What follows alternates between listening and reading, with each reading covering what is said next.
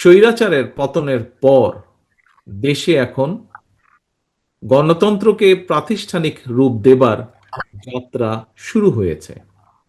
জনগণের প্রত্যক্ষ ভোটে নির্বাচিত জনপ্রতিনিধিদের দ্বারা জনগণের প্রতি দায়বদ্ধ সংসদ এবং সরকার গঠন না হওয়া পর্যন্ত গণতন্ত্র উত্তরণের যাত্রাপথ কিন্তু ঝুঁকিমুক্ত নয়। প্রিয় ভাই বোনেরা, বর্তমানে ফ্যাসিবাদ মুক্ত বাংলাদেশে রাষ্ট্র এবং রাজনীতিতে জনগণের অধিকার প্রতিষ্ঠার লক্ষ্যে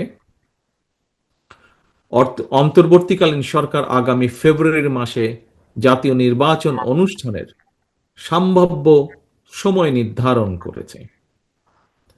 কিন্তু আমরা খেয়াল করে দেখছি আজকের এই অনুষ্ঠানে কিছু কিছু বক্তা তাদের বক্তব্যেও বলেছেন একটি বিষয়। কি সেই বিষয়টি? সেই বিষয়টি হচ্ছে এই নির্বাচন অনুষ্ঠান নিয়ে কোনো রাজনৈতিক ব্যক্তি বা গোষ্ঠীর বক্তব্য, মন্তব্য কিংবা নিত্য নতুন শর্ত বা শর্তের প্রস্তাবনা সামগ্রিকভাবে জনমনে বিভ্রান্তি সৃষ্টির একটি কারণ হয়ে দাঁড়িয়েছে।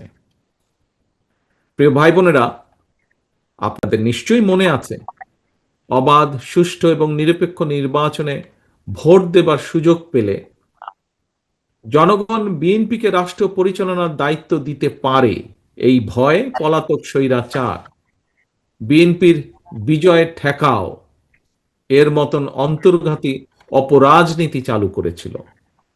দেশের নির্বাচনী ব্যবস্থাকেও গত 16 বছর 17 বছর ধ্বংস করে দিয়েছিল। সেটি লোকাল ইলেকশন থেকে শুরু করে জাতীয় নির্বাচন থেকে শুরু করে প্রায় প্রত্যেকটি জায়গায় একই অবস্থা হয়েছিল। তবে আশ্চর্যের বিষয় হলো স্বৈরাচার মুক্ত বাংলাদেশে এবার ক্ষমতাসীন সরকার নয়, বরং ফ্যাসিবাদ বিরোধী আন্দোলনের রাজপথের সহযোদ্ধা কতিপয় রাজনৈতিক ব্যক্তি এবং গোষ্ঠীর আচরণেও সেই পলাতক স্বৈরাচারের সরকারের মতন বিএনপির বিজয় ঠেকাও প্রবণতা লক্ষ্য করা যাচ্ছে। বিএনপির বিজয় ঠেকানোর অপরাজনীতি করতে গিয়ে বিতাড়িত ফ্যাসিবাদী সরকার দেশকে একটি তাবেদারি রাষ্ট্রে, একটি বিশাল বড় জেলখানায় পরিণত করেছিল।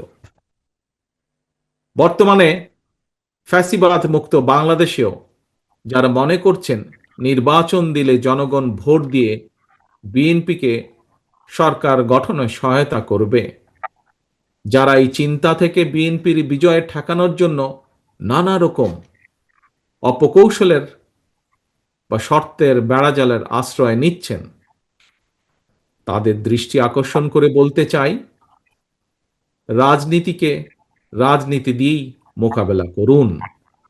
জনগণের শক্তির উপরে আস্থা এবং বিশ্বাস রাখুন। বিএনপির বিজয় যদি জনগণ দিয়েই থাকে, সেই বিজয় ঠেকাতে গিয়ে জনগণের রায় প্রদানের পথ রুদ্ধ করবেন না।